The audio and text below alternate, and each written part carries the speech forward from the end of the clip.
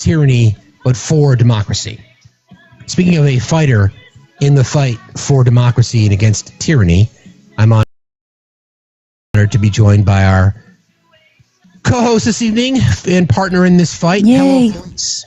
Just gonna get my background up and I shall be right there. I got you.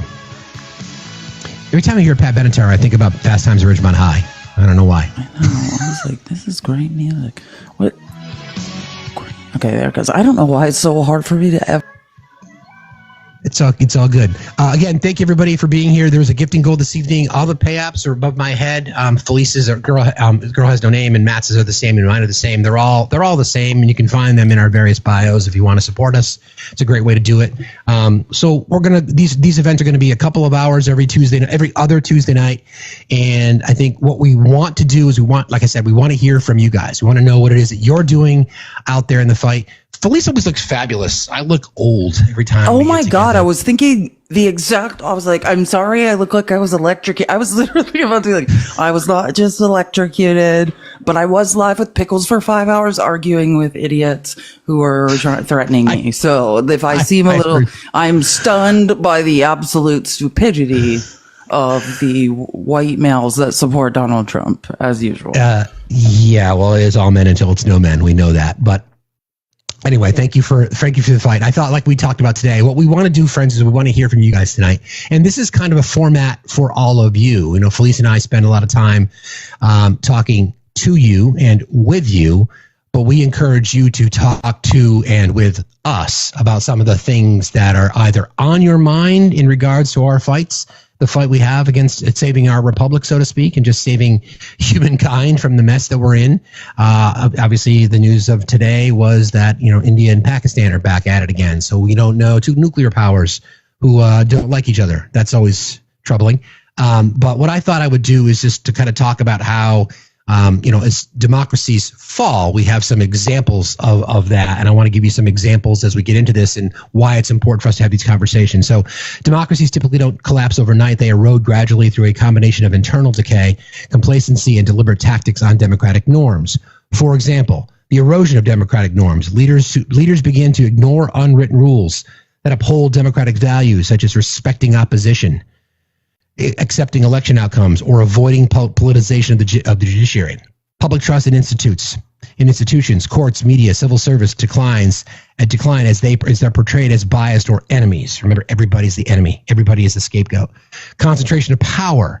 Elected leaders undermine checks and balances, such as weakening legislatures, stacking courts, or consolidating control over the police or military. Emergency powers may be used and or not relinquished, often justified by crisis, either real or manufactured. Sound familiar? Manipulation of elections. Governments tilt the playing field through gerrymandering, voter suppression, disinformation, or control of the media. Elections may still happen, but they become less free and fair, reducing real accountability. Silencing of opposition. Dissenting voices are delegitimized, harassed, or even criminalized. Journalists, academics, and activists face intimidation or censorship. Independent media may be co-opted or shut down entirely. The rise of authoritarian leaders. Populist or authoritarian figures exploit fear, resentment, or economic instability to position themselves as saviors of the people. They often claim to speak for a silent majority while branding critics as corrupt or unpatriotic. Remember, if they're coming for me, they can come for you too.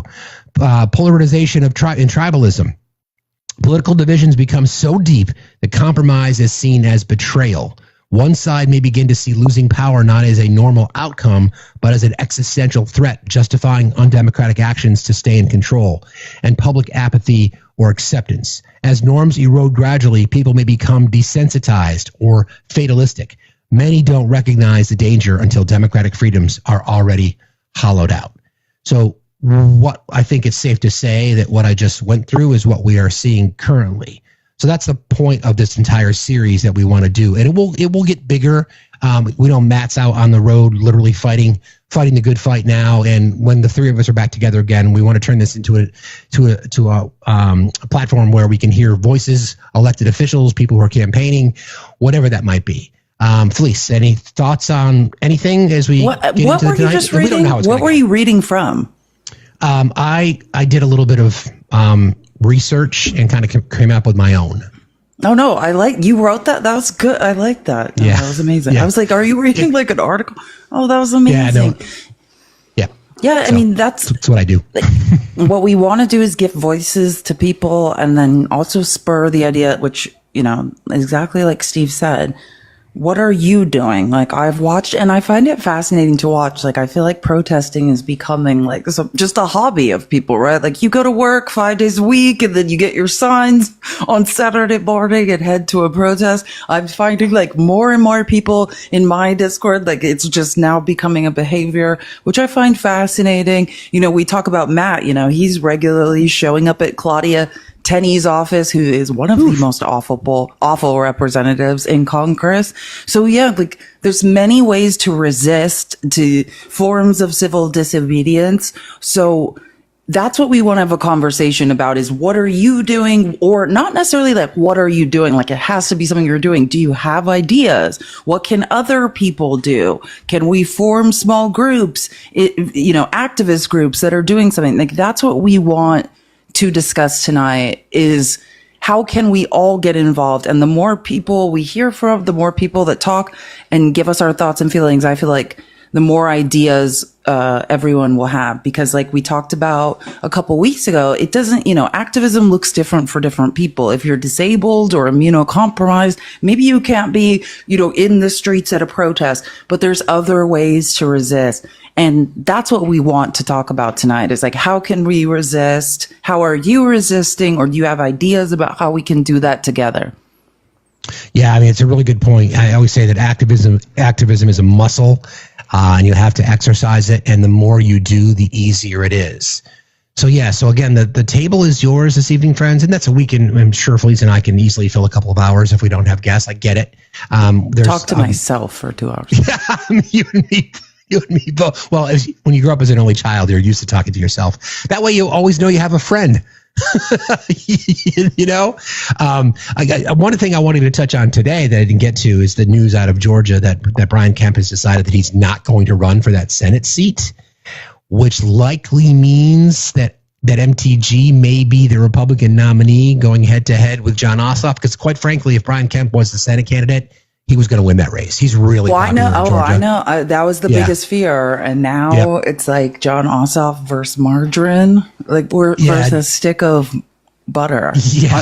John Ossoff is like the poster boy for, he's very, very popular, very, very popular, eye candy for Mr. Ossoff. But he's a senator that we certainly want to keep in the Senate. And then there's the other side of the coin is pressure on John Fetterman to resign. I think he needs to.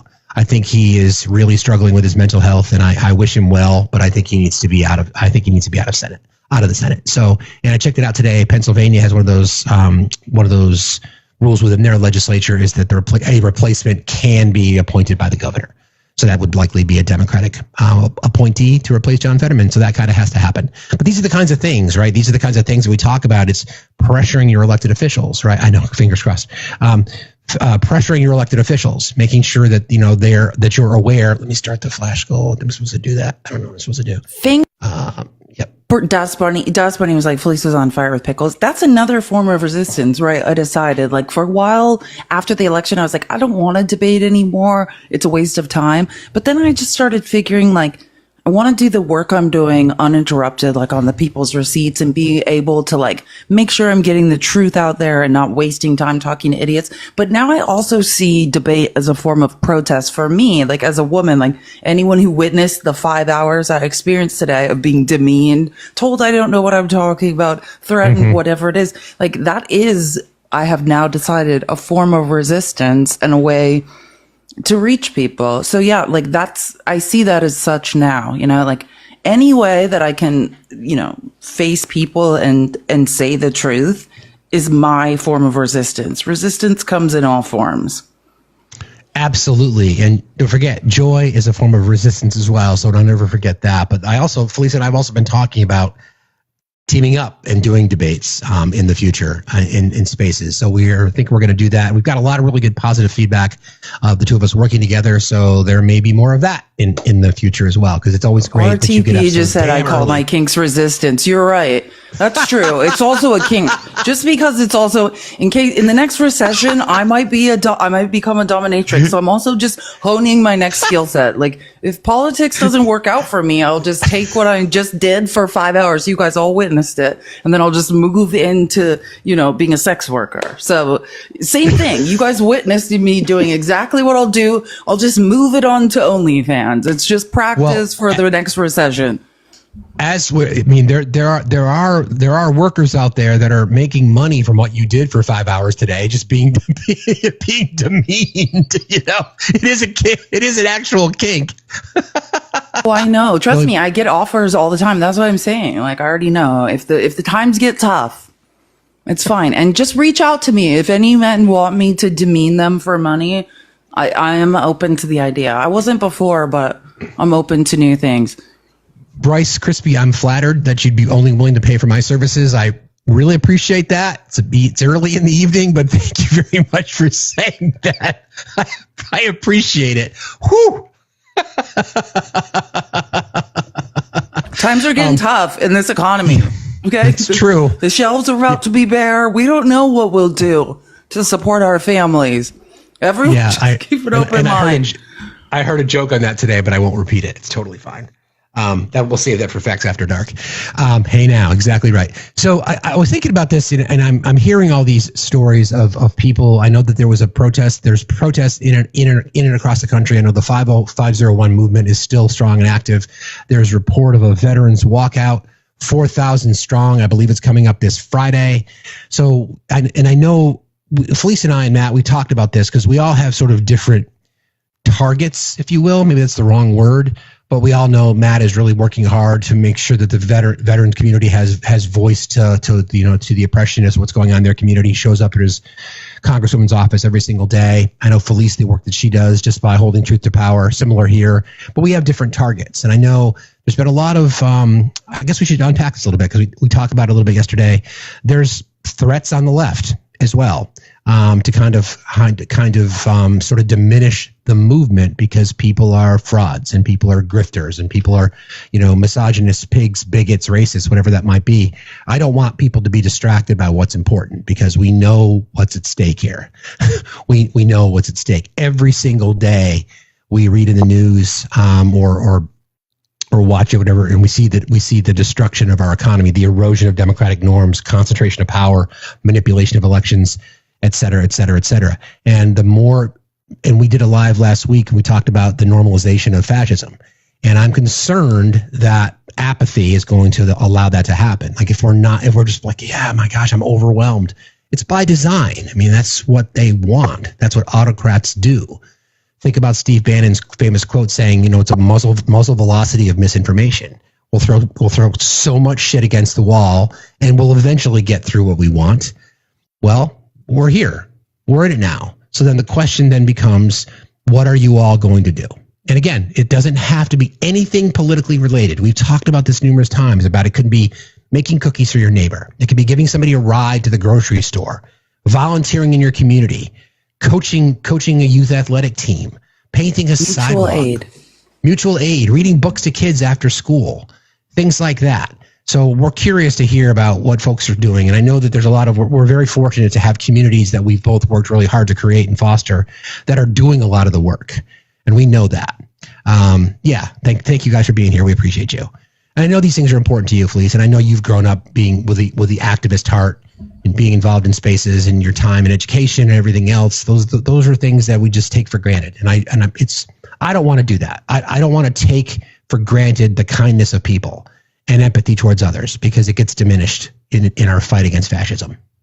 Yeah, and what you said about being paralyzed, I think that is the goal. And I can't remember. I wish I could remember the study I was reading. But yeah, the idea, and again, Trump didn't come up with this and Steve Bannon didn't come up with it. It's something that has happened for a long time. When you're flooded with too much information, you're overwhelmed, you become paralyzed by indecision or even what's happened. I was reading a study, right? And this was actually from the FBI around domestic teaism, right? That any good movement, whatever it is, if it's on the right or the left, after about on average, a year's time, it will be infiltrated by bad actors, right?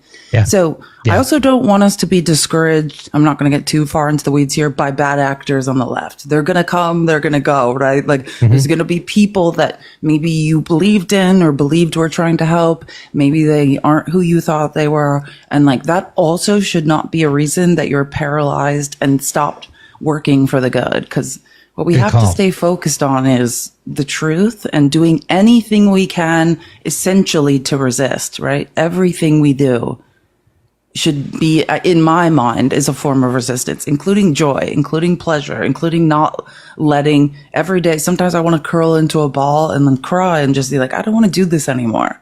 But then I just get back up and I think, yeah, I just got to keep going. So that's just what I want to encourage people. Like, it's coming at us from all directions. Like, that's the reality of where we are, but it shouldn't, don't let it paralyze you. Just keep going. It's right. So well said. All the pay apps for myself, Felice and Matt are behind both of our heads. If you guys want to support the channel or support what we do that way. I'm curious. I wanted to ask you this question because I heard some of your time with Pickles today. Have you seen any change in talking points? Is there a different script or, topics that they're now pivoting to when grilled on something, or is it the same old misogyny, racism, bigotry, et cetera, et cetera? Well, I would just say, no, I think it's general misinformation, right? When you hold somebody that supports Trump, their feet over the fire about what matters, right? And when I say what matters, that's why I'm always attacking people on numbers, about them being robbed, about their own wallets, right? And when you try to confront people about numbers that they can't refute, that's why I try my best now to stick to mathematics. Then there's always one thing that happens. They start punching down on immigrants or women or trans people. It's the weirdest thing. They always revert back to that, which I think that's why we need to arm ourselves with the truth, because like I said, which I was kind of being sarcastic today when I was debating with Pickles, but at one point I was just like, hey, I'm not even that smart. Just the facts are on my side. The data is on my side. So that's how I can show up here every day, because the numbers are just on my side, right? And that's the reality. Like, the truth is on our side. Math is on our side. And when people are faced with that, they fold like a lawn chair and then they just revert to bigotry. So, I mean, I don't know if it makes a difference at all to force people to face the truth publicly, but I'd like to think it does. I think it does. And we've said this before, like, we should not relent on the truth, and empathy and kindness and those kinds of things. I would agree. I do think it's interesting though. It's a safe space for Matt. I got to always go back to the border or immigrants or brown people or crime, whatever that might be, because they can't have an objective conversation when it relates to tariffs, because we know what's going to happen. We know that, Goldman Sachs has come out and said the U.S. economy of all westernized economies this year is going to grow at the slowest rate, 1%, if that. And we haven't even seen the impact of tariffs yet. So they don't want to have that intellectual conversation again, which is the reason that we want to do this, is because we want people to encourage people that no matter what they do, no matter what they say, it's about what we are going to do as the collective to make sure that there is a country worth saving and something after the dust settles. Whether it's an analogy, it's the phoenix rising from the ashes. Who the fuck knows? I don't care. But I've got a lot to fight for. I've got kids in college. I've got one on the way, and not a kid on the way, a kid on her way to college. God forbid. Hell no. A kid on her way to college. And she's got a concert tomorrow on Friday night that, I'm looking forward to. She got invited to participate in this all-state modern band, one of 7 people that are in the group. It's going to be great. And these are the kinds of things we're fighting for. So what is it that you're fighting for? Thus the name of our virtual town hall, the effing fight for. So friends, box is open. What is on your mind? What request? Yeah, request up. What are you fighting for? Who are you fighting for? What are the causes that you support? How can our community help? Both of us have numerous mutual aid resources available in our Discords. If you haven't joined our Discords, please consider doing so to support what it is that you do and what we do, because we're all in this together. Yeah, I know, Cricket. Sorry, I didn't mean to freak people out there. Yeah, definitely. Definitely not one on the way. Gotta be careful what you say. And recorded live. Yeah, I feel like I was just going to say something. I forgot what it was. I feel like I needed to say something and I forgot. Oh, I can't remember. I'm sure I'll remember. That's how my brain works. I forgot something briefly, but I'll remember. Well, Felice, you've been at it for a long time today, so you're forgiven. Don't worry. Chad, hey friend, I know what you're doing. Why don't you fill people in on what it is, my guy? Okay, so I started a business called Meals with a Friend. It's where we pair volunteers with individuals who are feeling isolated or lonely, and we just connect with them and we shoot the shit, I guess. I mean, I had a visit today with a client, and I like, it doesn't matter their ability because they accept me and I accept them. And what we need to do is just extend each other's a hand or heart or listening ear, and that will be what gets us through the hard times. I love that. By the way, the link to Chad's website is in the link tree that is in my bio. Chad worked with our mod Eve to create this website, and Meals with a Friend. It's one of those kinds of things. It's a simple thing like that. People who are live alone or are alone or isolated, whatever that might be, those are powerful statements that we can make as we push back. Kindness is resistance. Empathy is resistance, right? Yep. And what we're doing now is we're trying to figure out, because in Wisconsin that you cannot, it's against the law to have a meal with someone, but there's ways. I mean, if you're you can be a non-for-profit, but that's what do you mean it's against the law to have a meal with someone? What does that mean? Because it means you cannot take a meal that you prepared in your kitchen and take it over to someone's house. That's against the law. Yes. Because it needs to be prepared in a commercial kitchen. Yes, it does. That's like following food handler laws. Yeah. You couldn't bring a bowl of pasta to a neighbor? No. It's a corporation, no, because it has to be prepared in a food handler's, that follows food handling laws. Commercial kitchen, yep. And that is I had no idea. And see, and my pushback to that is, look at everyone who takes some food over to a neighbor that is sick or something. What do they say about that? No, you can't do that. You're breaking the law. I mean, because they're not a corporation, though. I mean, the point is that as a corporation, sure. Yeah, it has to do with if you're a business that you're following certain laws to make sure that you're not hurting anyone. But I understand what you're saying. Okay, I agree. Yeah, when I was sick and couldn't leave my house, I felt so isolated and alone. So I totally relate to what you're doing, and I think it's valuable. I agree, Chad. It's wonderful too. Yep. Thank you. And like you said, again, just to clarify, neighbor to neighbor is fine, but if you're going to identify as a corporation, you got to follow the rules. I get that. That makes sense. Yeah, that confused me. It's like, wait, what? I'm in trouble then because I have a lady who lives across the street from me who's infirmed, and we bring her food all the time. So I didn't realize we'd get in trouble with that, but that's great. But my thing is if.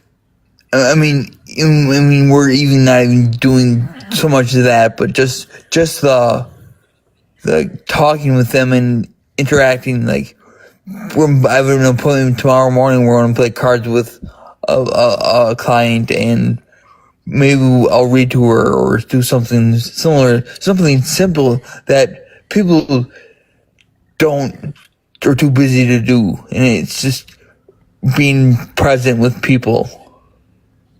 Exactly. Absolutely. Human interaction can be the difference when you're immunocompromised or alone. Like I said, just a human interaction can be the difference for another human. So I agree. You're doing the Lord's work, Chad. I follow you. You are, my friend. I appreciate you, my friend. Thank you for being here. And always, like I said, I know you join us in the morning at times, and please continue to check in with us. Keep us posted as to how things are going. And because, again, what you've created may be a model for other people to want to try in their communities. Yeah. So, Chad, good work, brother. Yep. Doing the work, my friend. Thank you, buddy. Have a good day, got it, bud. people. You too. See you later. Thanks, Chad. I appreciate you. Lisa, you can request up. I think I saw you in the box there. Please come on up and talk to us tonight. What are you fighting for? Oh, where'd you go, Vision? Again, stories like that are inspiring. So Chad had this idea. I remember him a couple of months back. He mentioned that he had this idea. And then Eve, one of our mods, jumped on it and said, I'll help you build a website. And here we are. And now it's this thing. It's kind of started slowly and it's picking up speed, gradual velocity. And we've now reached a spot where we've got people helping neighbors. Visionary Girl, how are you tonight? Talk to us. I'm good. How are you guys? Good.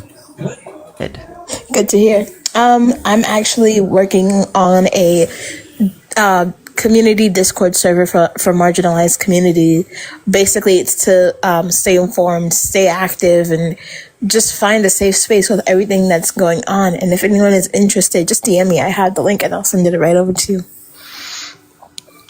That's great, Vision. That's great. I mean, how long have you? How do people? Is it in your link tree? Did you say this? Link is just in your DM me, and I will send over the link. I'm working working on the link tree right now. What inspired you to do that? Yeah, it really is. What inspired you to do that? I'm looking at everything that's going on, and I have a friend who I was talking to one day, and he was telling me like my friends are worried, and I'm a little worried myself. Like it's just ridiculous, and so I was like, you know what? I'm gonna create a Discord server. I also have it on another app called Geneva. So just DM me if you guys are interested, and I'll send you over the links. Speaking of Discord, we also actually have a Discord for this, the effing fight for. I'm actually going to have to add that link. If you do want to join our Discord for the effing fight for, please reach out to one of my mods. Mods are in the chat. Also one of Felice's mods, like Johanna, Cootery, Eve, Sam. Yeah, I need others. a link that with like a forever link to put in my. If someone can send me one, I'll add it to my link tree. That's a good point. Yeah, and Vision, if you'd like, I'd be happy to put. If you want help promoting that, once you get things organized, let us know, and we can certainly help you promote that out a little bit. So tell us about the day to day when you see things around. What's inspired you? I know you talked about what we see every single day and the resistance, how strong it is, but what's the impact that you think something like this is going to make? I think it's going to help people just stay together. I think the biggest thing that I'm noticing is people want that community, and it's hard enough as is. We live in a society where we're all on our phones, and I think like I've noticed it. Even after the election, I'm like, okay, I need to get involved more. I have to get involved more. But the hardest part is knowing where and what to do. Yeah, that's always organization. What events are coming up? I think people could. I mean, think about this. If you've got really good organization skills. I do not. Professionally, when I'm working, I really, really do. But just in general, trying to keep everything straight, that's something that you can probably do. You know, maybe you are really good at reorganizing clutter. You know, you might identify something, whether it be virtual clutter or just clutter in your neighborhood or in your house. Maybe that's something you can do. Put your skills to use. We spent a lot of time talking about this a couple weeks back about how we all have skills, right? We all have things that we're good at. We all have things that we either want to work on or share. And you decided that you're going to use technology to help bring people together. I think those things are great. You know, a block party, do people even do that anymore? We used to have block parties all the time. It was the best. Probably it'd be a lot more, family friendly now than some of the block parties I had when I was younger, but still. But those are all really good things, because I'm glad you said what you said too, Vision. It's about community, right? It's about bringing people together, and because this is a fight. This is a fight. Thank you, Vision, for coming up. And like I said, when you get to that point and you're ready to help promote, we got you. I appreciate you being here, friend. Thank you, Vision. No Lisa asked for an invite. I think Lisa said she needed someone to invite her because she couldn't figure out. Hi there. Sorry. Oh, cool. Yeah, I couldn't figure out how to request up. I have two questions or two thoughts. Sure. What do you think about the EO that he signed about having the military backup, police, law enforcement, and private, law enforcement and private sectors, And my other thing was for Chad, I work with the elderly, 60 and over population every day. So if there's any way to become part of his world, I would love that, because I know my people would love that. That's amazing. First question first. Well, it's tiptoeing into martial law. If you want to deputize the U.S. military so they can be out on the streets using, as part of law enforcement, scary as hell. Scary as hell.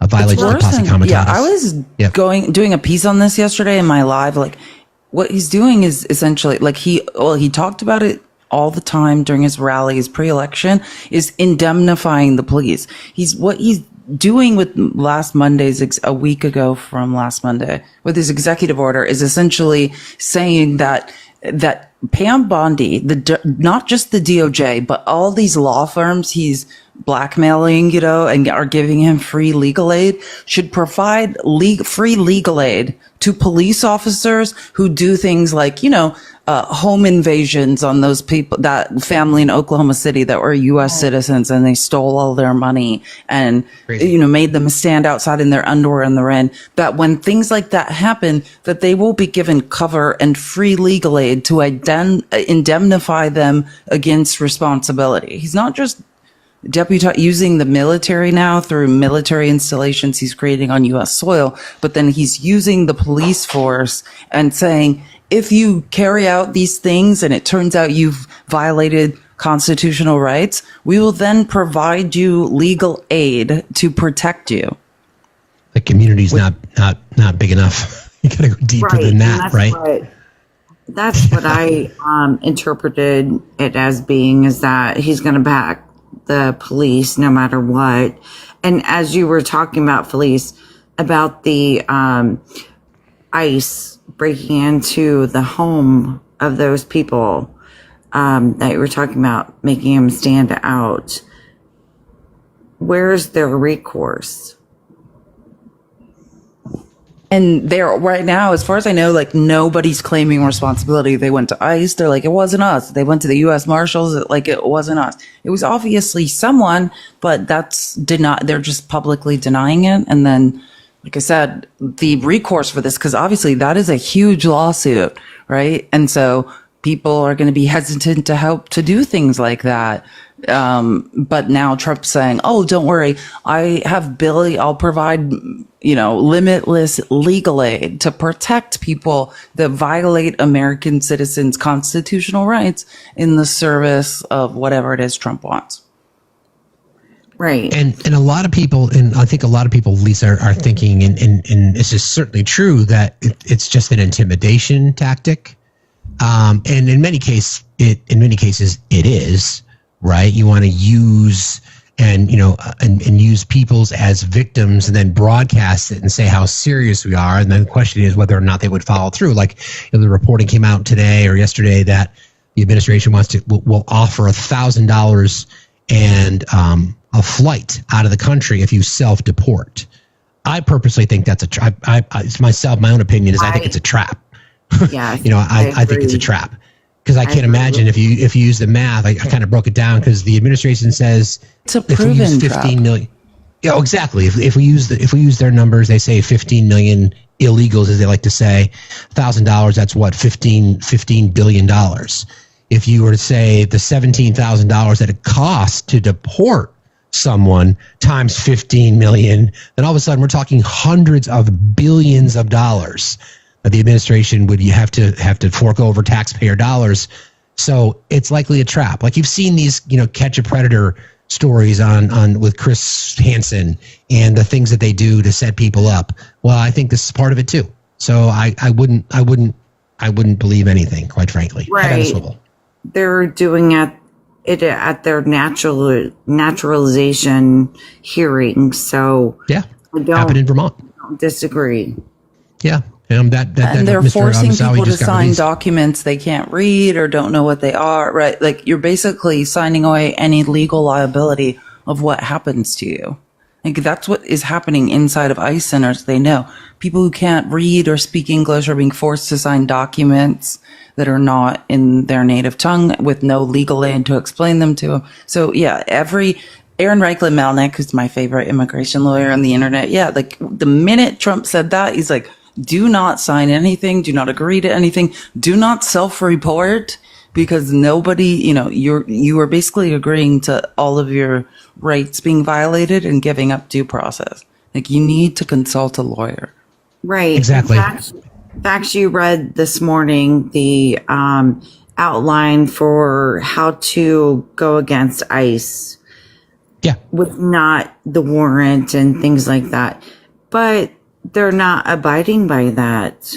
I mean, they're just busting into houses or breaking windows or whatever to get in. That's right, and I can read that again. Thank you for bringing it up. If this is something that you should have in your possession, I do not wish to speak with you. Somebody knocks on your door. I do not wish to speak with you, answer your questions, or sign or hand you any documents based on my Fifth Amendment rights under the Constitution. I do not give you permission to enter my home based on my Fourth Amendment rights under the Constitution unless you have a warrant to enter signed by a judge or a magistrate with my name on it that you can slide under my door. I do not give you permission to search any of my belongings based on my Fourth Amendment rights. I choose to exercise any and all constitutional rights that are afforded to me. Leave it at that. Right. Know your rights. Know your rights. It's really, really important. Like, I think this is something maybe, oftentimes things happen for a reason. So this horrible situation we're in, it may just remind people that we perhaps need to be more informed as a society to know what your rights are, what they mean, how they protect you, and use them. When you're pulled over for a traffic stop, there's only certain things you have to say. You're not forced to give information. There needs to be reasonable, articulable suspicion. You guys have all seen that. Don't make their jobs easy. You can be respectful, you can be courteous, but you have rights, and don't let illegal access or an attempt to access your information happen. Like I said before, normalizing fascism is dangerous. Don't normalize it.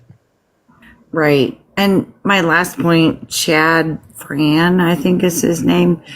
Please contact me. I would love to promote what you're doing in my community. So for my 16 older population. I love that. That I will post that in our Discord, what I just read, if anybody's interested. I think I did it earlier today, but if not, I'll make sure I do it again. Okay. Lisa, thank you for what you're doing as well, by getting involved. I love you both. You can drop me. Love you back.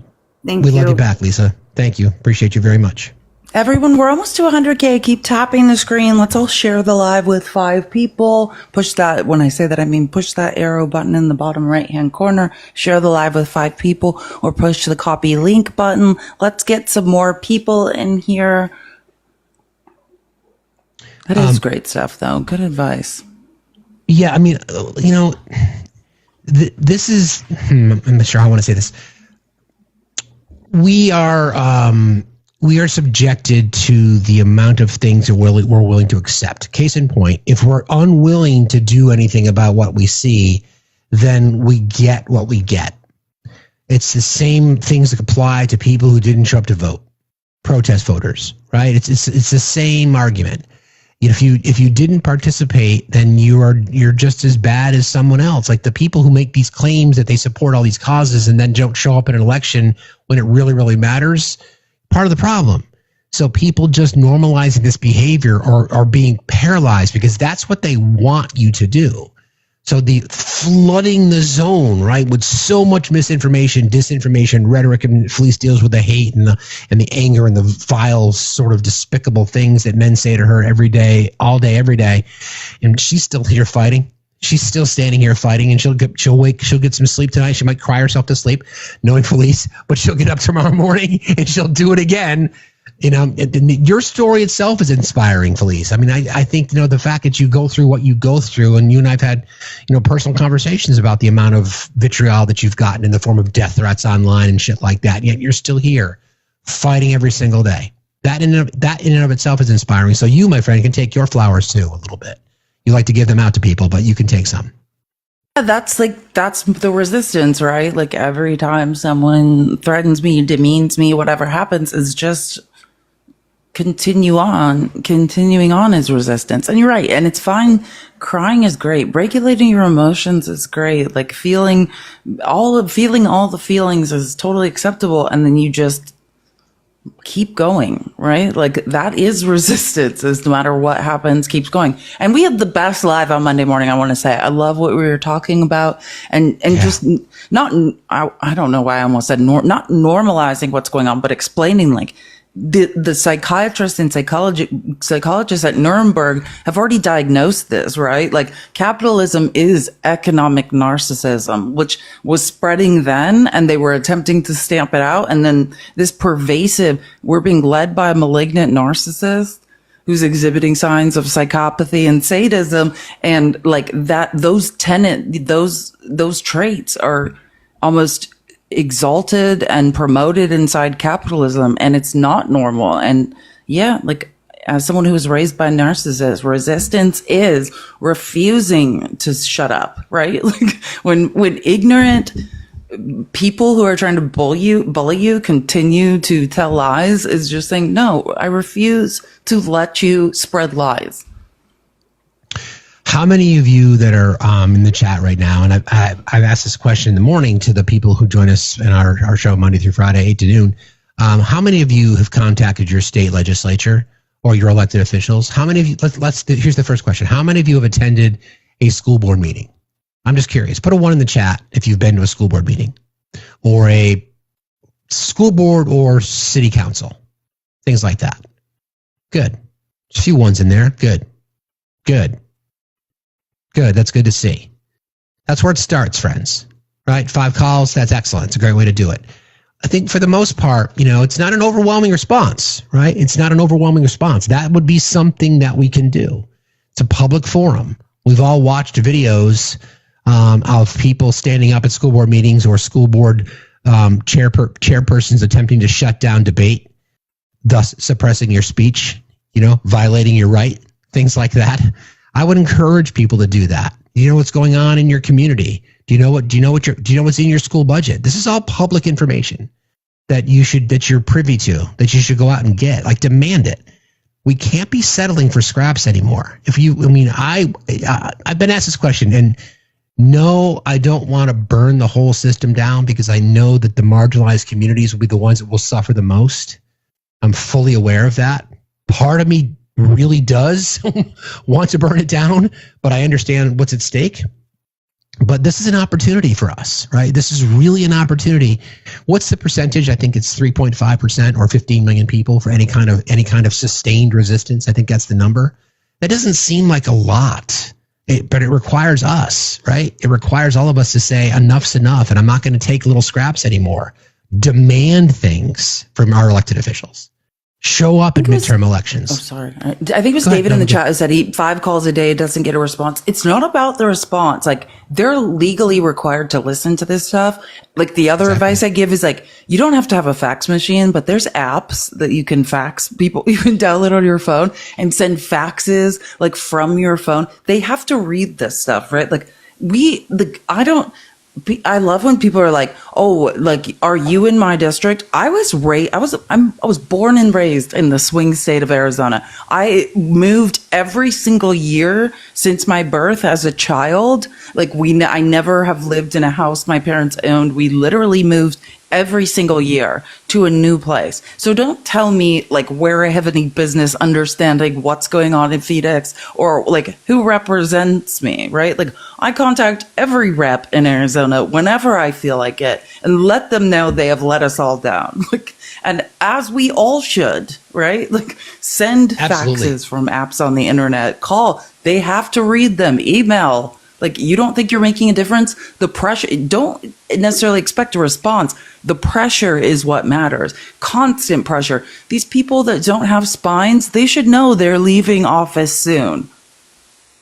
Indeed. The easy way or the hard way, but it seems like it's going to happen. El Cano, thank you for being here. Welcome. What's on your mind tonight? Thank you for having me, Steve. It's been a while, but thank you for having me up. I mean, it's great. And Felice, nice seeing you.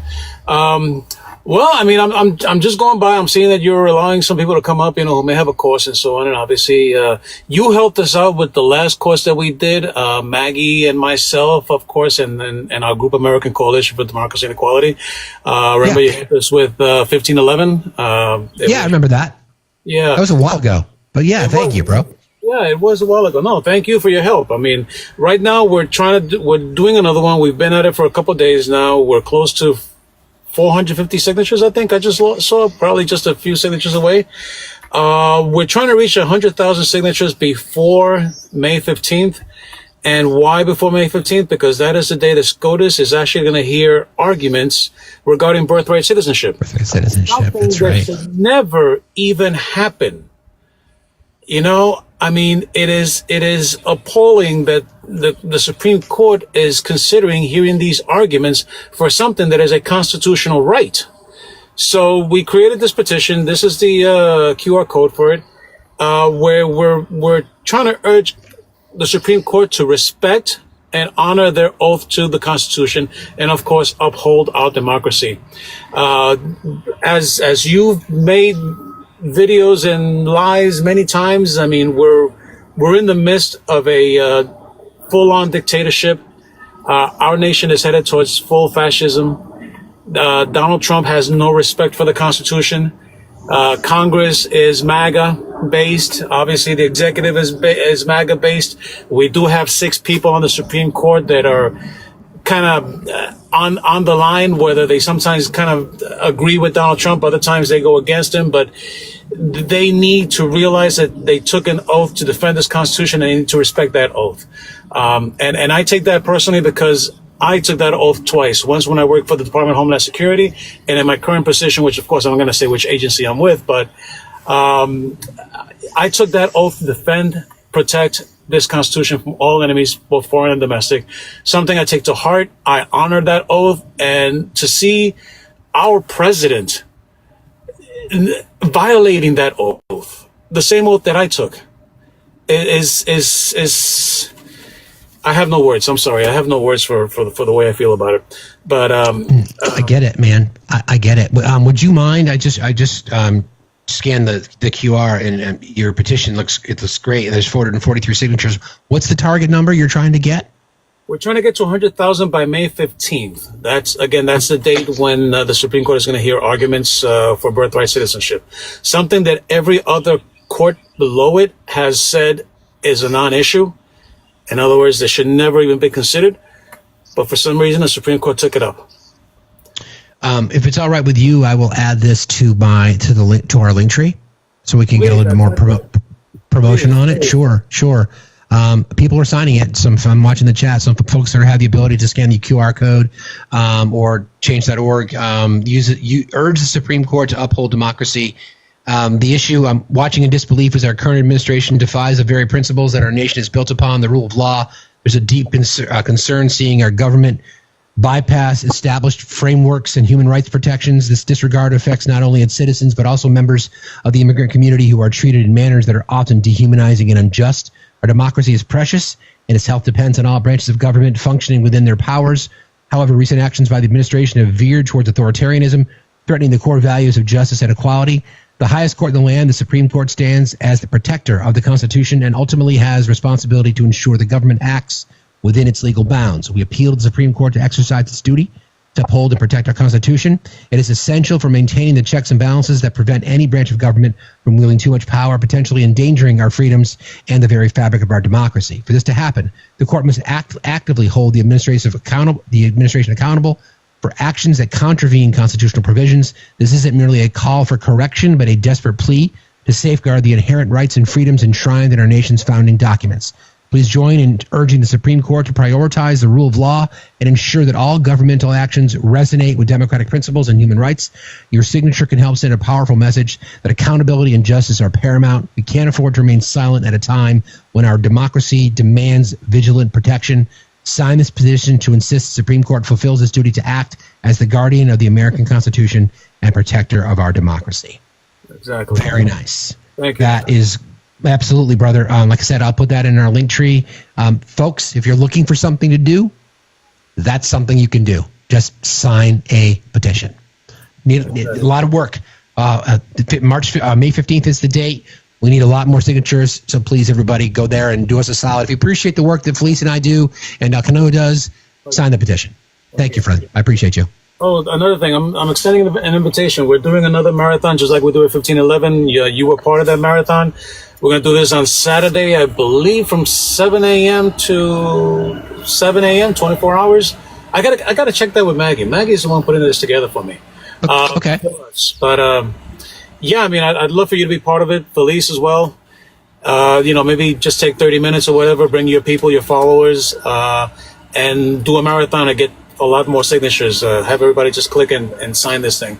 If we get to that 100,000, that'll be a wonderful thing. And of course, just keep pushing it till, get as many signatures as we can. And remind SCOTUS. Because I think Congress is gone until the midterms. I think Congress is gone. But if we could remind SCOTUS of their oath to this Constitution, not to a man, we could try and save this democracy before it's. I love that. Just DM me if it's this weekend. A lot going on. I will find the time. So just message me, my man, so I can keep it on the radar. Okay? And I followed you. Message me as well. I'm sorry I wasn't following you before. It's nice to meet you. Yeah, we've never actually spoken directly, but yeah, I think we've been following each other. I think so. That'd be great. Thank you so much. You're a good man, my friend. We'll talk soon. Thank you for your work. And everybody, last chance, scan the QR code if you haven't already, and please sign the petition. It'll take you a minute, and it's something that we all can do. Thanks again, friend, for being here. I appreciate you. Also, so if they want to come into my page, I have it on my link tree as well. Oh, Follow and find it through his link tree direct, and I'll find that link and I'll add it to my link tree. My brain's just a little shot right now, but I'll find it later. I'm sure it is. Thank you, my friend. I appreciate you. Have a good night, and thank you for your service. All right, buddy. See you later. That's the kind of stuff, guys. That's the kind of stuff that we all can do. A little thing like that is just a matter of signing a petition, right? Just sign it and help. Get the Supreme Court on watch that the American people are watching, although they don't seem to give a shit. We'll make sure they do. Roman, how are you today? Hi, I'm well. How are you? Fine, thank you. What's on your mind, and what are you doing as far as fighting back? Well, so first, I want to say you guys are such a great motivation for me, especially Felice. I listen to you all the time, and the knowledge that you guys bring to the table is amazing, but also the sense of humor you have, Felice, has really helped me to look at everything a lot differently and even more critically. And it kind of ties into one of the things I'm doing. I can't do much right now because I'm recovering from stage 4 cancer. But one thing luckily I'm recovering, right? Like I'm in remission, so I'm very thankful. But something I can do is get on Zoom with one of my besties a couple times a week, and we're creating a cartoon that is just kind of like essentially meant to use humor to help deconstruct a lot of the like really crazy things that people are believing right now, and it's something we really hope will be received well. It takes a lot because we're finding that we need to be critical of ourselves too in order to be fair. And so anyway, another thing that I've done is I started a book club with my best friends and my family, and we meet on Zoom once a month, and we've read some really great things so far. So yeah, I really appreciate you. I really wanted to make sure I got to say that. And thank you. I appreciate you. And like, just so you know, just the fight you have and what you're like, I almost died once, and I'm not pretending like it's even as bad as what you're recovering from, but I know what it's like when you have nothing left and then you're like, but you still have stuff to give, right? Like, the lessons you learn from almost dying are priceless. Oh, yes. I mean, I reached a point where one day You don't know how low you can to go until you get there, right? I said to myself, I'm going to live. And then there was a time when I had to come up with reasons to live, to keep going. And Used to set 5-minute timers, like, and just be like, hey, we're going to get through 5 minutes, Felice. Like, that's and then we'll set another timer. Like, so true. Listen, you're amazing. It's true. And like what you're doing right now and the perspective you had is much needed. And like my humor comes from that, like realizing where the bottom is, right? And like, and your perspective is going to help a lot of people, right? Right. And we are all like, we like, Felice, you always say we're all in the same lifeboat, and it's so true. And there is so much we can all offer each other, even if we see the things differently right now. I really believe we all want the same things for our families and for ourselves. So, I just keep trying every day. And I do have conversations with, Trump supporters when I can, and try to break things down, and it's working in some areas. I don't know. I don't really have a high tolerance to be around them that much, but also protect your peace. You don't have, sure. It's a balance, right? But you have a unique perspective, because that's the thing. Like, once you've been on the edge of losing everything, so to speak, then it's almost like nothing can bother you anymore. And that's where my dark humor comes from. Yeah, yes. You know now. Yes. Like you faced it. So it's like almost Trump supporters become almost laughable at that point, right? And Roman, I'd like to say, like, I don't know of your personal situation, but I've been very public on this space about how much cancer has touched my life and my family. And if you ever feel like you need somebody just to kind of scream at, I will gladly listen. If you want to message me either on Discord or direct message here, I would be more than happy just to kind of just be an ear for you. Like I said, I have no idea what your personal life is like. If you've got friends and a support network around you, I hope you do. And if you don't, you know where to find me. Thank you. I'm so blessed. I have a great support team, and Awesome. I just wish everyone had that same. Like, I'm so fortunate. Do you have a cat? Yes. Can you hear him? No, but I see your picture. I said when you came up, I was like, yeah, cats' love will do everything for you. Studies show prisoners' lives are changed by the presence of cats inside prison. Like, I know cats are amazing. So as long as you have a cat and they can purr on your chest, you'd be surprised what a cat will get you through. Absolutely. I have a dog too, and they are so important. Thank you for your time. Thank you, Roman. I appreciate you. And for stay healthy. Blessing us with even speaking to us. Like, I agree. I just followed you, and please, I'd love to hear your story as you beat this thing. I appreciate you very much, Roman. We got you. See you later. Okay. I love that. Friends, by the way, the link is now in the link tree that is in my bio. I'll send it to you, Felice, so you can do the same. So again, these are the kinds of things that we can do. Everybody, I'm watching the ticker click up 26 signatures just in the past 2 minutes since we've been here going live. So people are really out there trying to do the work. And it's stories from Roman that I like to hear, that people, everybody's situation is unique. And I really think that although people might feel like, oh, I don't want to complain because people have it much worse than I do. Sure, that's going to be the case, but your own trauma is your own trauma. Whatever you're going through is what you're going through. So the fact that we've got people that are literally fighting for their life and are finding time to fight back so that others may thrive, right?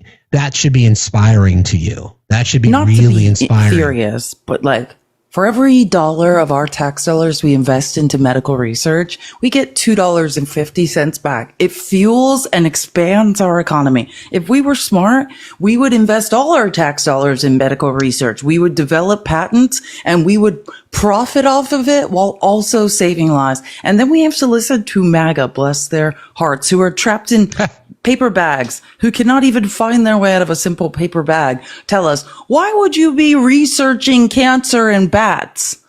It's so upsetting to meet beautiful people that like Roman that we just talked to, and then have to listen to MAGA question medical research. And that's the thing that drives me nuts about fascism. Step one is deny science, right?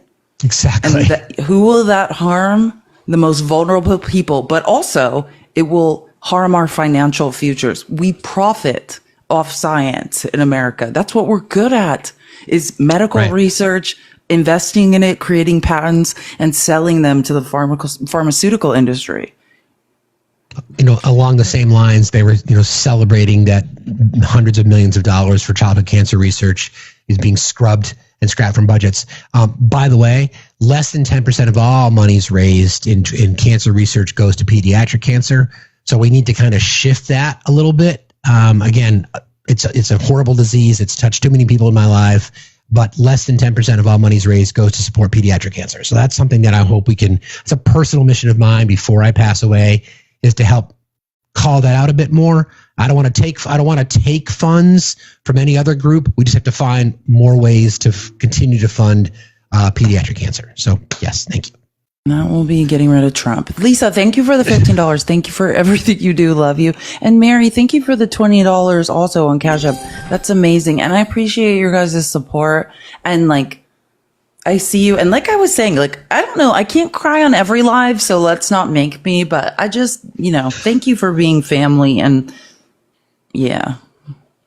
You don't have, in fact, don't cry. You don't cry. We're not crying. We're all here. Eve, I just messaged you on Discord, by the way, which it probably seemed desperate and weird, but I did message you on Discord. I shared your message with Felice, Eve, that your message you sent me earlier. So I shared that with her. So just let you know. Hi, friend. How are you?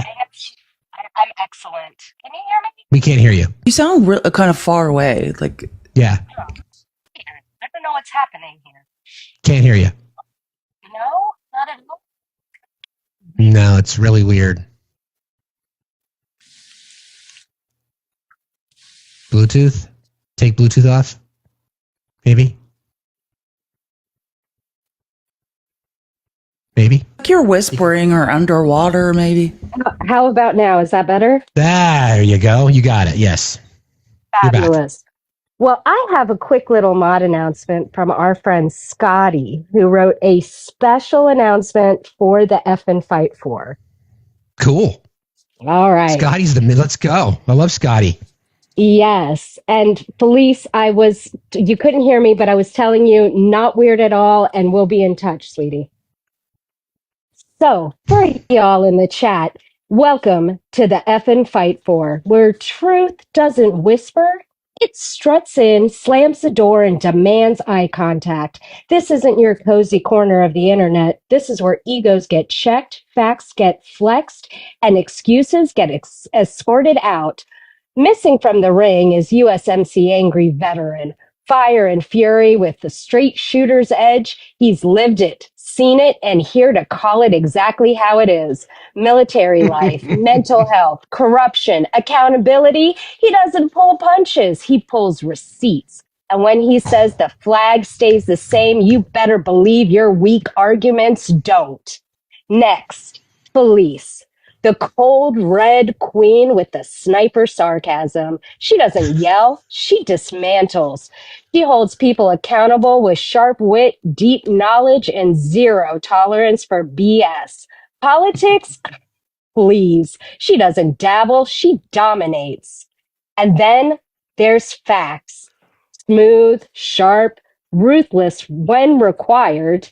He's not here to sugarcoat. He's here to snap your narrative in half with a smile. He's the silver-bearded slayer of misinformation, dragging nonsense into the light like it owes him rent. While y'all are here, let's tap that screen, share the live, and most importantly, gift the hosts. They put this together to keep us informed, empowered, and just the right amount of entertained. So let's show some love for the ones putting in the work while the others are scrolling. This is the Effin' Fight For, where truth hits, facts sting, and if you're not ready, well, you will be by the time they're done. You should do audiobooks, because I would listen to you every night before I go to sleep. You might want to do audiobook or just talk and then create a recording and then I'll listen to it every night before I go to sleep. And Scotty, what the That's so nice. Seriously, bro. I'm getting through this without crying. I cried last episode. You're not going to cry. You're good. That's okay. Not. You're fine. You're crying. So you seemed emotional. My therapist always would be emotional. so proud of I'm me a wreck. for accepting compliments. 5 years ago, I would have just left this live if people said nice things to me. I could not accept a compliment. We have a bit of a running joke in our community where about taking flowers.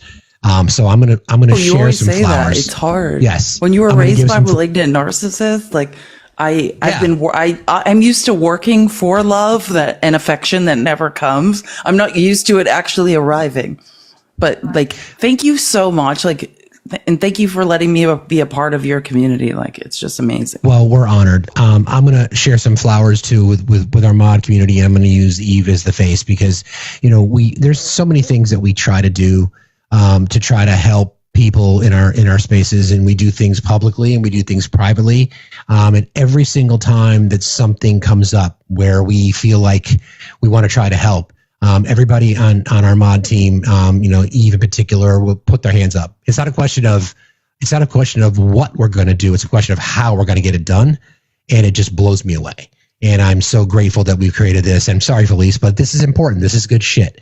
And I just want to thank you, Eve, Sam, Moth, Kira, Jess, Tiffany, Cabin Mom, Brooke, everybody. If I missed your name, I apologize, guys. I mean, you know me in names and in my brain at times, but these are the kinds of things that are important. And this is the legacy that we're making. And this is how we collectively fight back against this bullshit. I mean, as sweet as Eve is, she'll knee you in the nuts if it's necessary and not apologize.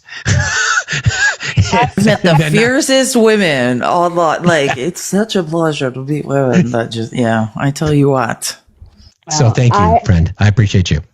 I appreciate you, and I love you both so much, and I adore the communities. It's so important what y'all are doing. You are doing the work, and you're inspiring others. So your reach is farther than you know. So thank you. Love you. We appreciate you. We love you too. Thank you very much for being here. Appreciate you. See you later. I love that shit. Thank you, Lisa, really for your should kind, be a radio for your kind words. personality. I know. Really? My gosh. Do you know Amanda from MBW, Felice? I think you know Amanda from MBW. She worked in radio. So we had that in common. I kind of figured that I learned that early on in our friendship. And like I said, thank you, Lisa. And just as a reminder, we do have the link that's posted to what El Canoa had talked about earlier. You can chip in, you can donate. There's ways you can get involved. And I've been watching the ticker just tick up. We've added like 50 names just since we posted this. So you guys are doing the work. Appreciate y'all very, very much. And you guys thank you. Wolverine, thank you so much for gifting subs. You guys are just incredible people. Okay. Level setting, all that love fest, which is the best. This is the point, friends. This is the point, right?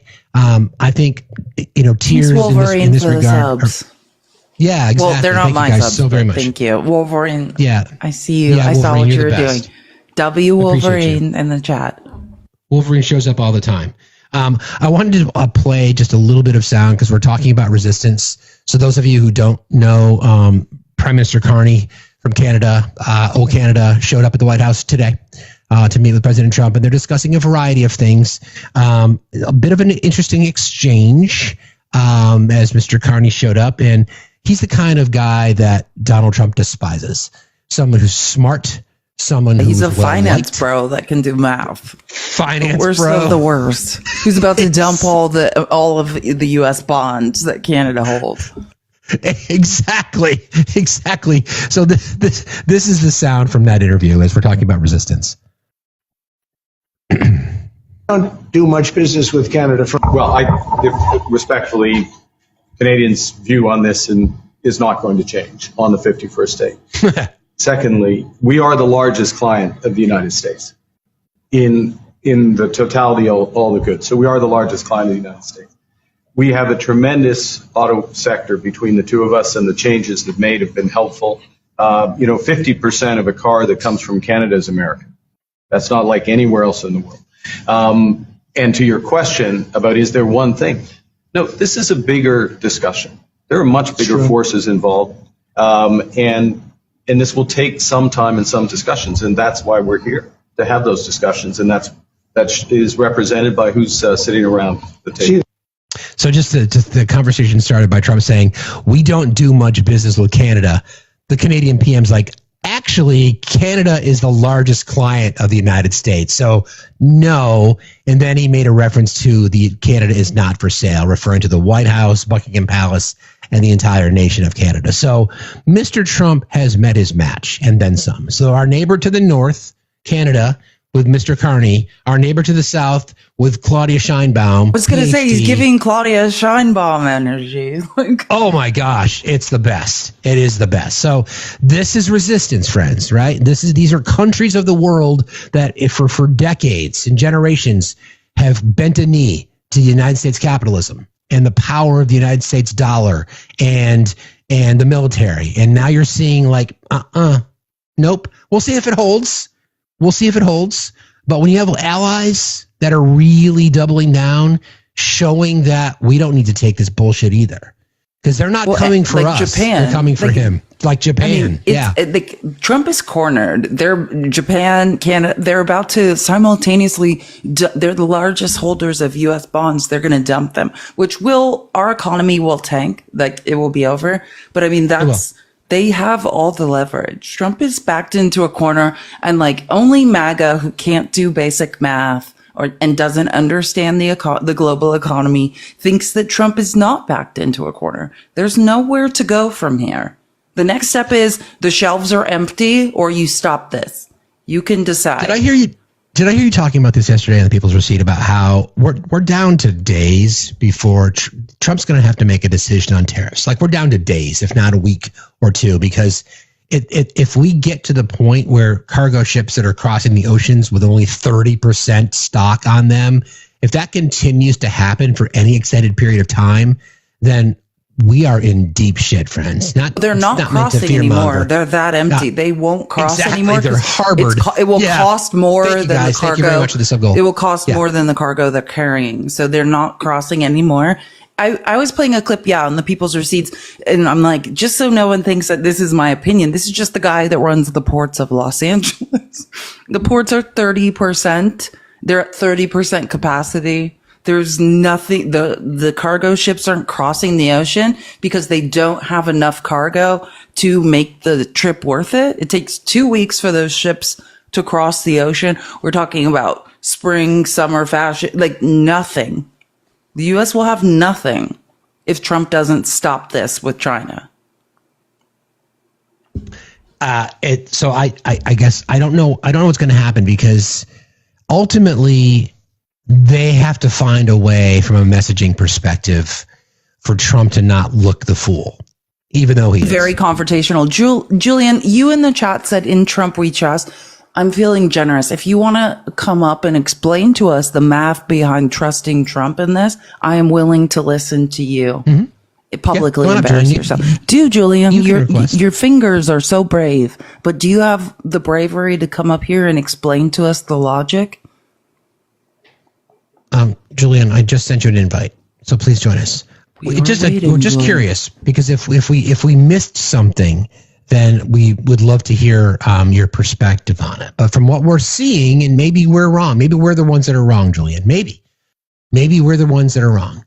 Maybe it's all been part of the game all along, and we're gonna all benefit from it. But I don't think so. So if you want to come up and talk to us, has a direct line to Trump and knows something we don't know. We are open to being wrong. Yeah, that's right. Prove me. I want to be wrong. How about that? I want to be wrong. Yeah, that's exactly right. Oh, by the way, I clipped this sound from earlier. Scott, am I wrong? Like, that would be amazing. But my guess is, Julian, that you're just a guy who has the guts to type something and run, and not the guts to come up here and explain the logic behind what you're saying. Do you remember in the interview that he did with Kristen Welker when he was trying to play both sides of the economic conditions? Well, this is what he said. I think the good parts are the Trump economy and the bad parts are the Biden economy.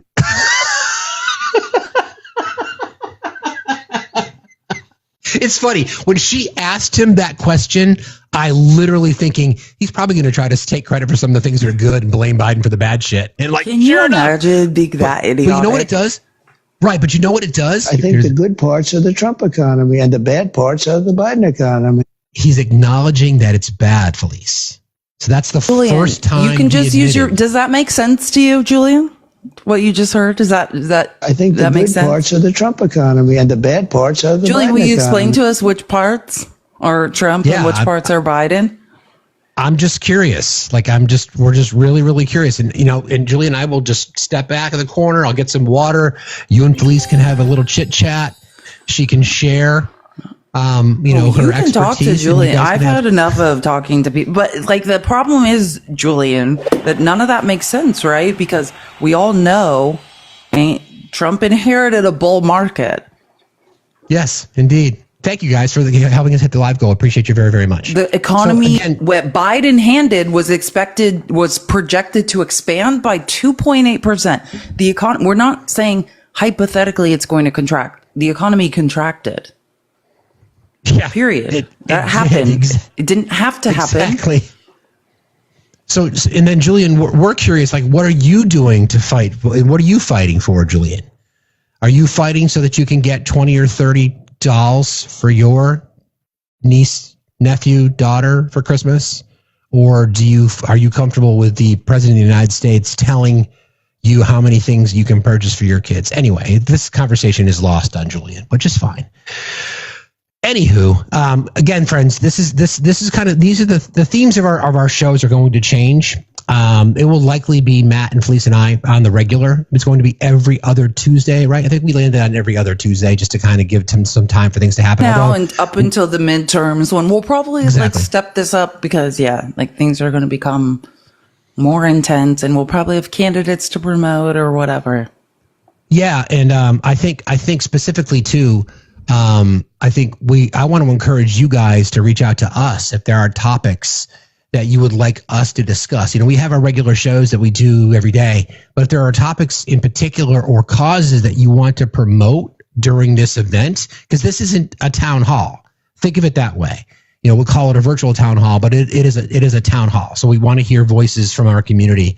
That's kind of the whole point, and that's why we're here. For instance, I don't know if you're in Oklahoma, I don't know if anyone saw, but the superintendent of public instruction is now changing the curriculum so that children have to learn that the 2020 election was stolen.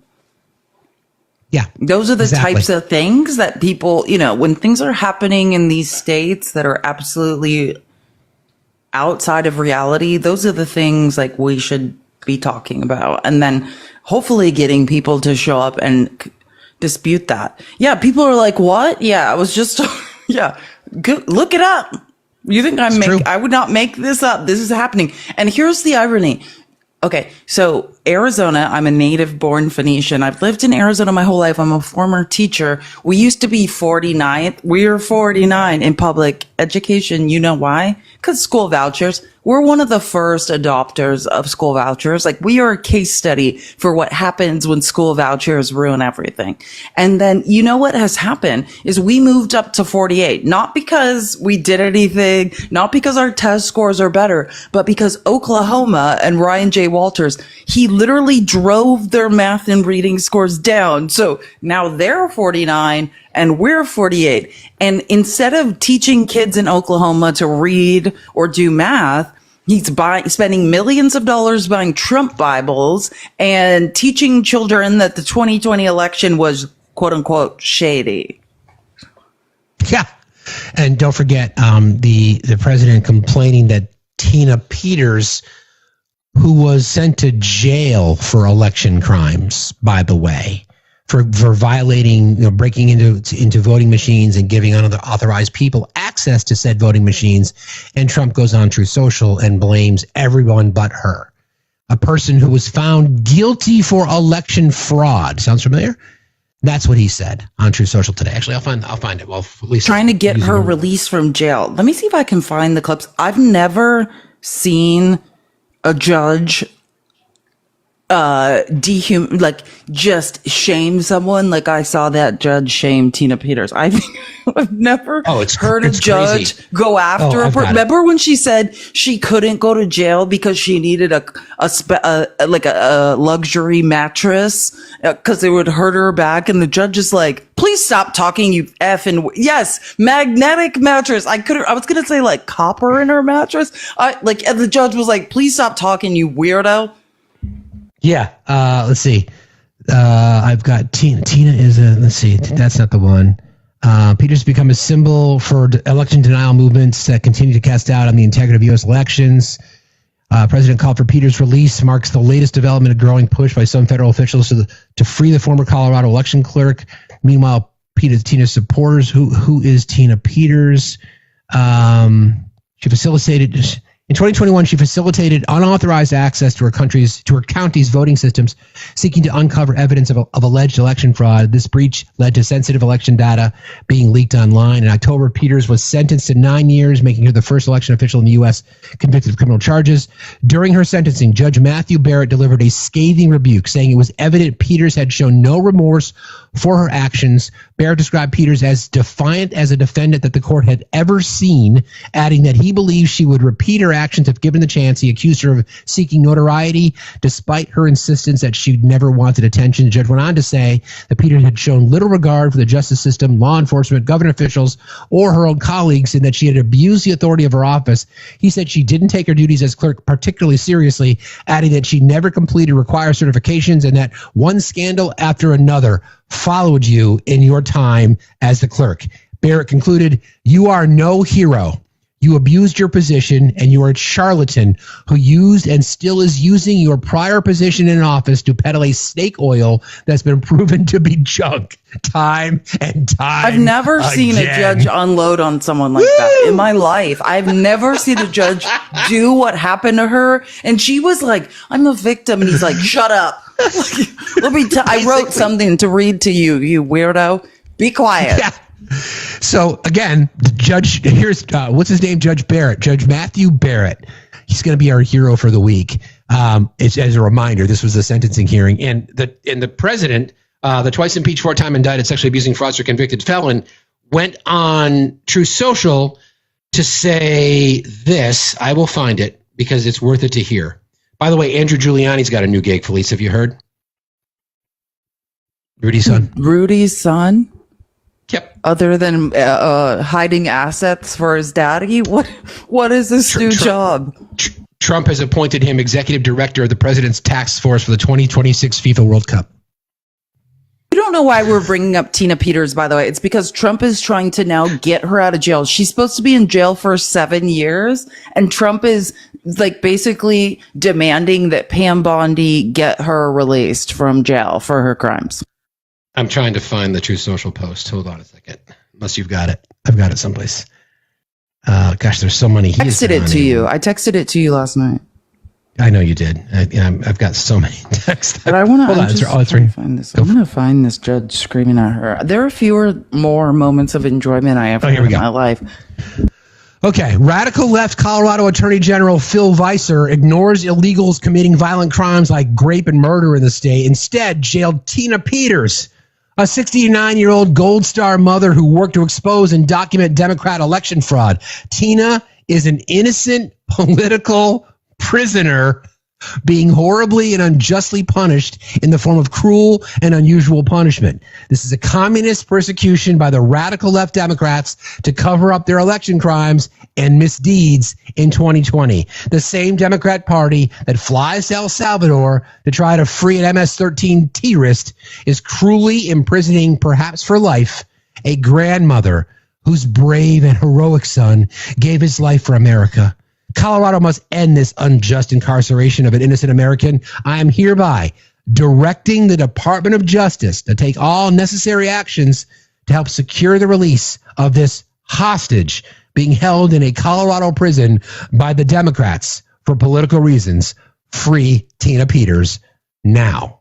She needs a magnetic mattress, you guys. I have a clip of, let me just tell you, like, the prosecutor who was trying to describe her crimes, because I'll find it. Listen, somewhere, you know me, I have thousands of clips in my phone of people facing justice. So I will find where the judge screamed at her for 5 minutes. But hold on. I did find this clip. This is the prosecutor trying to describe her despicable crimes. Okay. The Dominion computer then was hacked by the person that we least suspected would hack it. None of us ever thought the clerk would go in late at night on a Sunday, obviously to avoid recognition or attention, shut off these cameras and hack our computers. We never had any kind of suspect that would occur, but it sure did. And it was by this defendant. One should consider that the defendant, she had all of the, and we heard from previous witnesses, we heard that, suspicious of this, suspicious of that. She reached out here. She couldn't get help there. Your Honor, she never went to the sheriff's department. She never went to the DA's office. She never went to the Secretary of State's office. She never went to the attorney's office. She never came to the commissioners. She didn't go to the CBI, the State Patrol. You get the point? She didn't ask for outside help. She could have easily gone to any of these agencies who have investigative authority and asked for assistance in these things that she's come up with. But she didn't do it.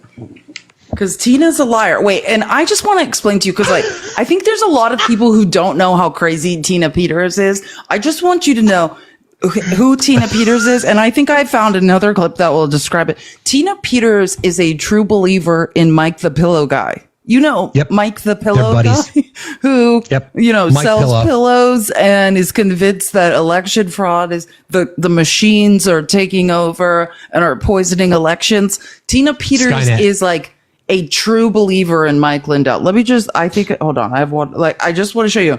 This is basically Mike Lindell's true believer and former, she's convinced that says her trial was rigged by the deep state because she wasn't allowed to present evidence that people in Serbia rigged the 2020 election. This is prior to her being sentenced, after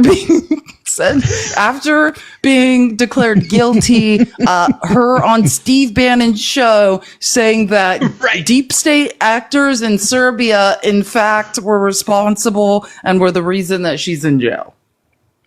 It's hard to predict what they'll do. I am a big threat to them.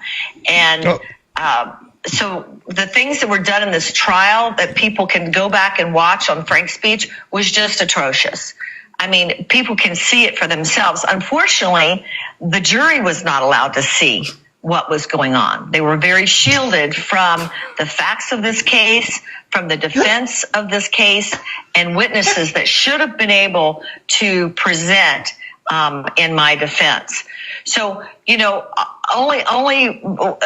we're going to continue to fight this in the law. And in the meantime, until they either kill me or put me in prison, I'm going to keep speaking out about the injustice, about what's going on in these big multinational global corporations that have these vote flipping software that is in Serbia. We've already shown that people that I'm accused of influencing, there's emails between them and Serbia. What are emails? Serbian Dominion employees.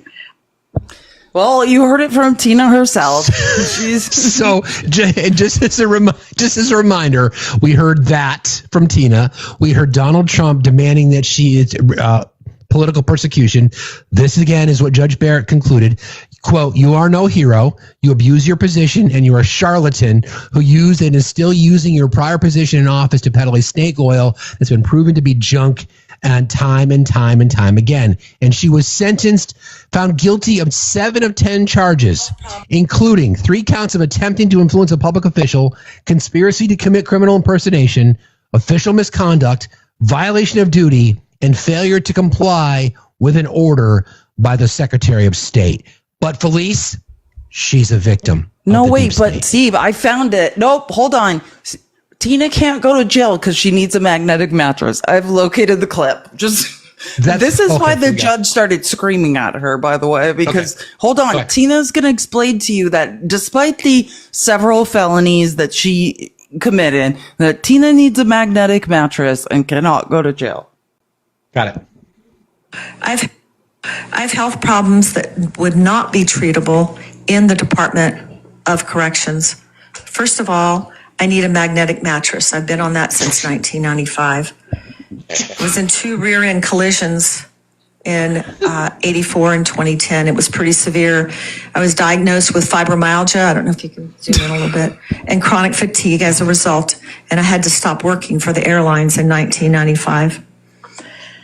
I was up all night because I was in bed all day. I couldn't sleep. I couldn't control these symptoms until I got, believe it or not, a magnetic mattress of which I still sleep on. I will not have that at the Department of Corrections. That's right, you won't, felon. Do you think all the black people that are railroaded into prison, do they get a magnetic mattress, Tina? You weirdo. Do you want to know? I know why Trump likes her so much. Do you want to know why Trump likes her so much? Because they have magnets in common, Felice. They have magnets in common. She probably has a whale stuffy, and she probably has a shark windmill or a mobile above her crib. It's trying the very best. I know. Tina's trying the very best she can. She needs a magnetic mattress, and never forget it. I have more clips of this somewhere. It's just I have so many that I can't look at. Like the judge was like, "Stop talking." You just Peter was stop. Peter's was convicted. The judge of was like physically sick while she was doing the magnetic mattress bit.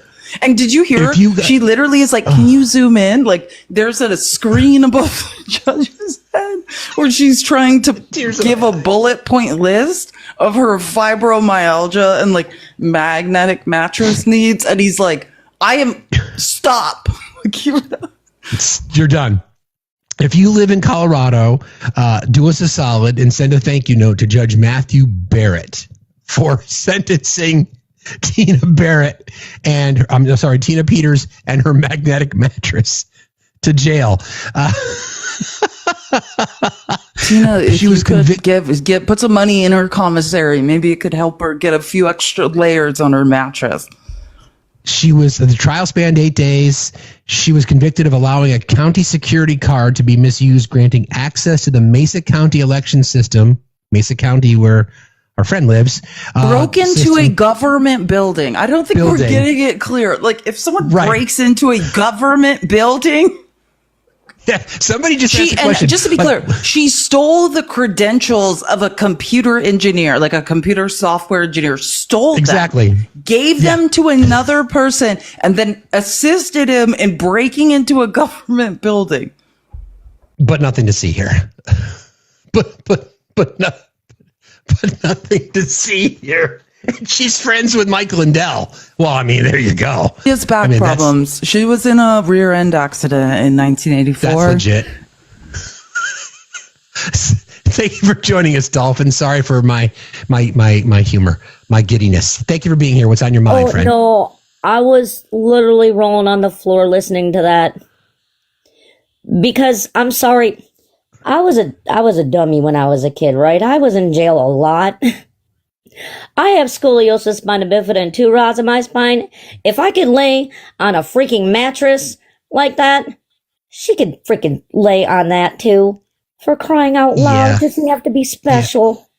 I know, right? I think people ask the question like, "What's a magnetic mattress?" I think it's a mattress with magnets in it. They say magnets like copper bracelets have with your spine. I don't know. Things like that. Yeah, exactly. What else is on your mind, Dolphin? Did you hear? I even made a video. I had to because I was watching, the Crabnet meeting today, between him and the Canadian Prime Minister. Did you know that they're Jesus, I'm sorry. He has concepts of trade deals now, people. Oh, that's good to know. Yeah, I feel safe. They asked him if they're going to use the USMCA. And he says, "Yeah, we're gonna, we might use the USMCA, but we're really working with concepts of trade deals." Sweet, it's good to know. I feel totally secure in the future of our economy. Nothing to see here. The USMCA, by the way, that he signed. Nothing with, on the shelves. The president Let's keep going. of Mexico. Exactly. Barren shelves. Look! I've got the best bare shelves of any leader in the free world. My shelves are the most barest. Yeah, as soon as I found another Tina Peters clip. Hold on. This is the best. Let's hear it. Oh, I gotta hear All it. Wait. Hold on. Okay. I found another I have to one. stay up so you guys even... can see my face because this ought to be great. Okay. I'm very taken back by how. And just keep in mind, the judge is physically glaring at her at this point. Like, I'm very taken back by how awful I've been depicted when I was just trying to do my job. The people expected me to do. When I look at the people that have spoken here today and asking for harsh sentences, I'm just appalled. I feel bad for them because I know I've often said God doesn't like people messing with his kids. No. And I believe I'm a child of God. And I believe that it was important for someone to stand up. And I chose to do that. So important. It was important for someone to break into a government building. Yes, we know, Tina. For Tina. Yes. Thank you, Tina. Thank you, Tina. You know, anytime that I was ever in front of the judge, holy shit, I never played victim. Good. Not one time. I knew I was damn guilty. I was like, all right, let's just get this done and over with, dude. Well, Dolphin, I'm so glad that you didn't complain about not getting a magnetic mattress when you were facing consequences for your actions. I appreciate that. I didn't even ask for a second mattress, and I had the option to. Yeah, well, there you go. Anything else on your mind, Dolphin? Nothing. It's been a hot minute since I saw you because I'm not really up at 8 a.m. I'm terrible at waking up in the morning. Felice, you know me. I always catch you. So sorry about that you had to be on your backup the other day.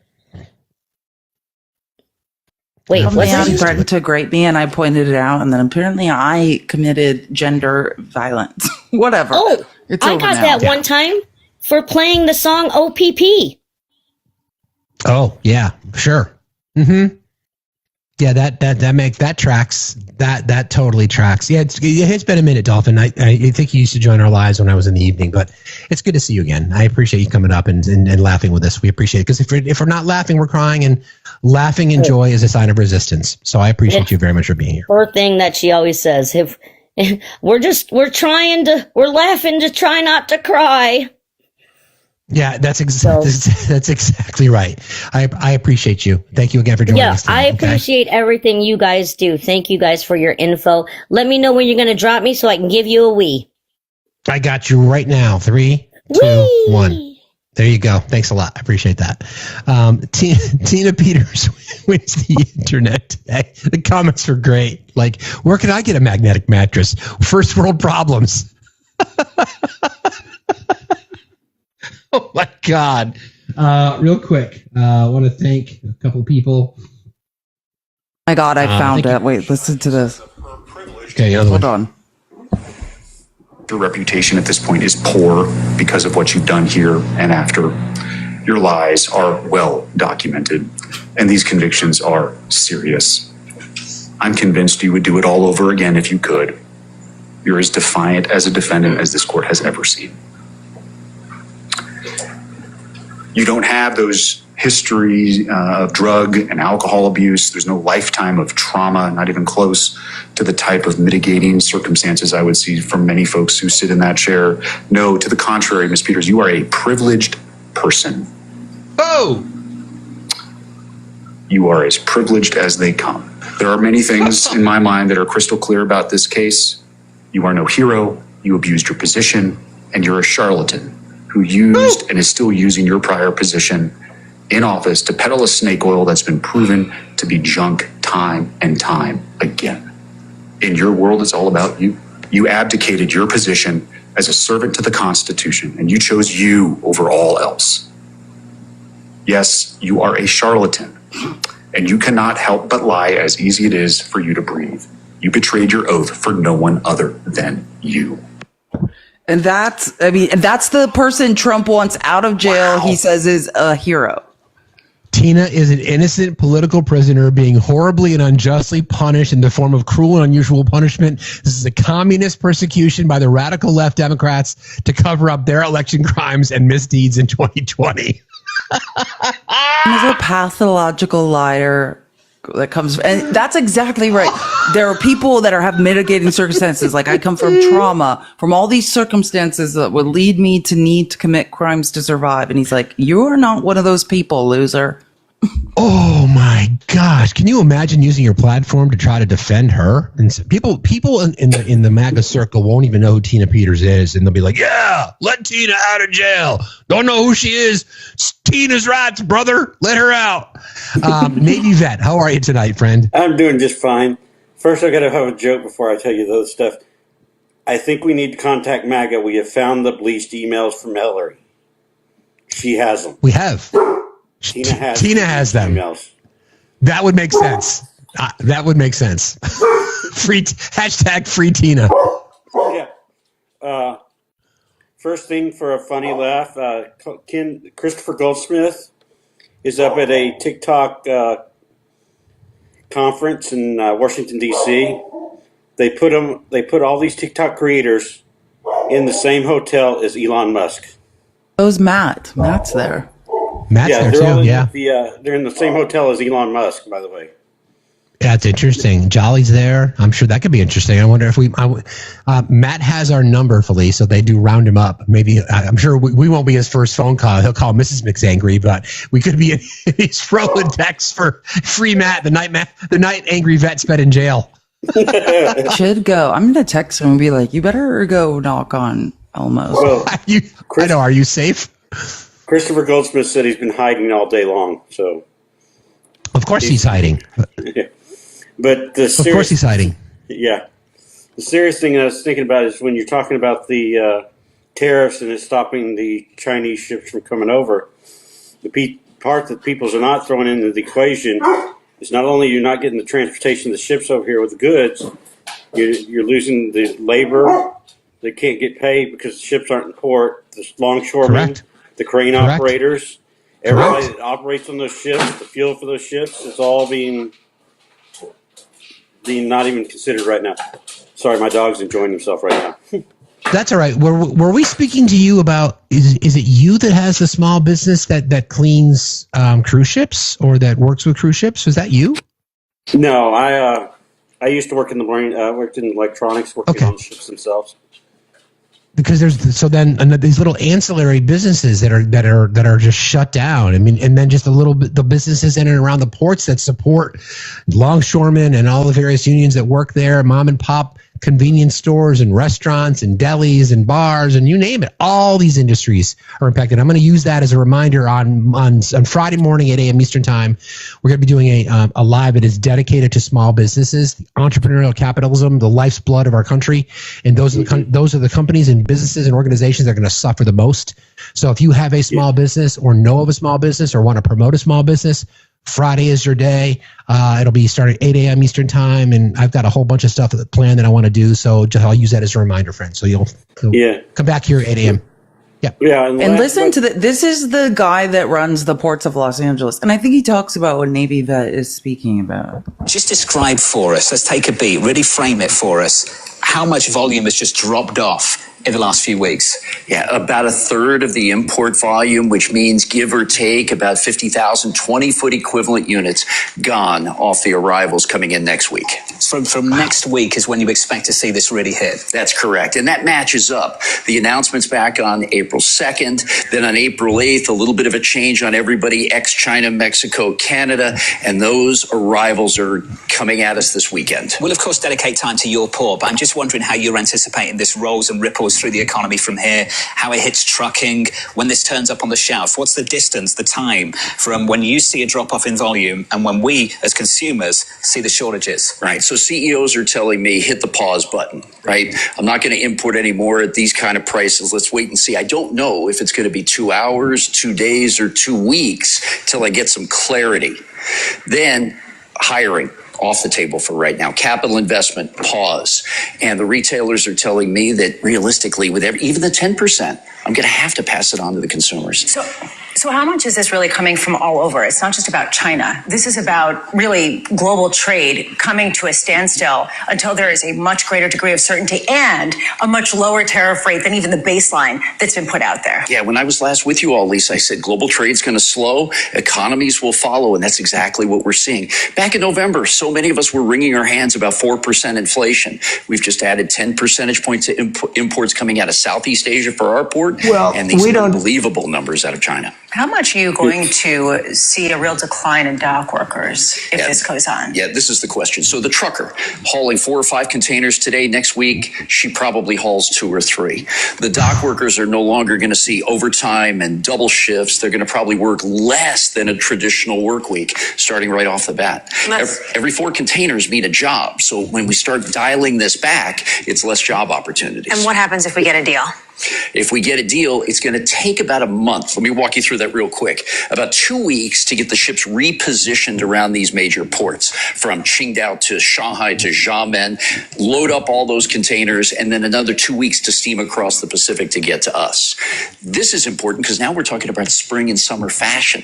So we're kind of at a crux here that we've got to have something pretty quick. And back to school, which is, I think, very critical when it comes to political pushback for this administration. We have a story out, it was anecdotal reporting as well. We've heard about China quietly starting to exempt about a quarter of U.S. imports. Are any U.S. importers exempting Chinese tariffs? Is there a way to get around the 145%? Not really. There may be some exceptions, Anne-Marie, maybe a little bit going north or south of us. But realistically speaking, nobody is out there talking a lot about, hey, I got a better deal coming out of China right now. The Flexport CEO joined us earlier in the week, and he said ocean freight is down 60% from China.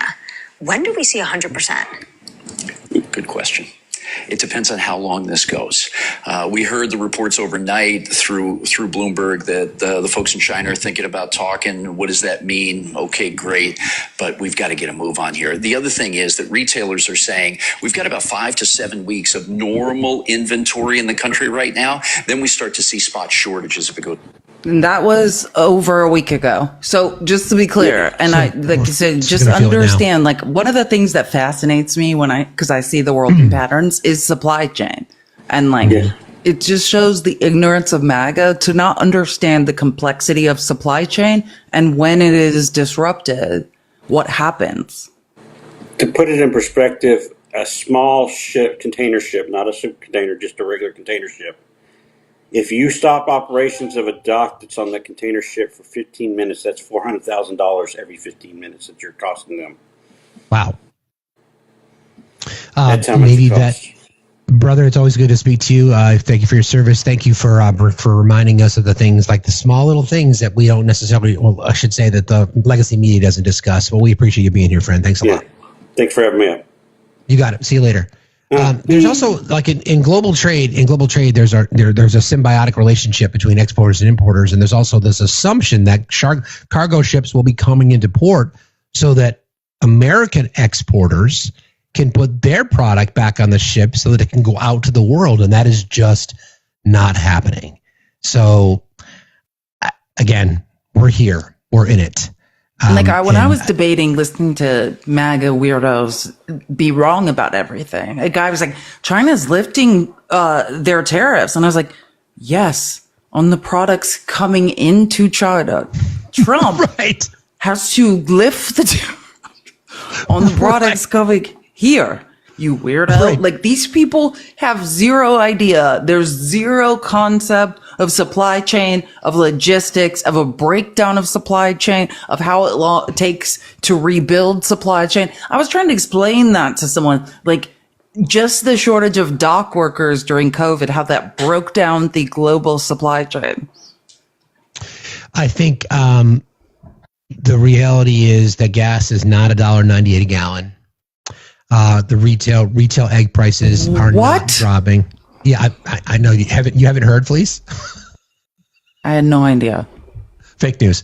All right, friends. I think we were only going to go for 2 hours anyways. I think this might be a good opportunity for us to kind of wrap here. So I hope you guys are liking what we're trying to do here. I think you guys kind of get the idea of what we're doing. We want to remind people, and we'll change up the topics, but for the most part, it's a town hall. And as in any town hall, it's the audience and or the followers and or the viewers who's have the opportunity, not unlike our shows in general when we have guests up. But I want this to be for you guys. So if there's topics in general that you want us to discuss, then it's really cool. If there's topics in general that you want us to discuss going forward, you can either message Felice or message me.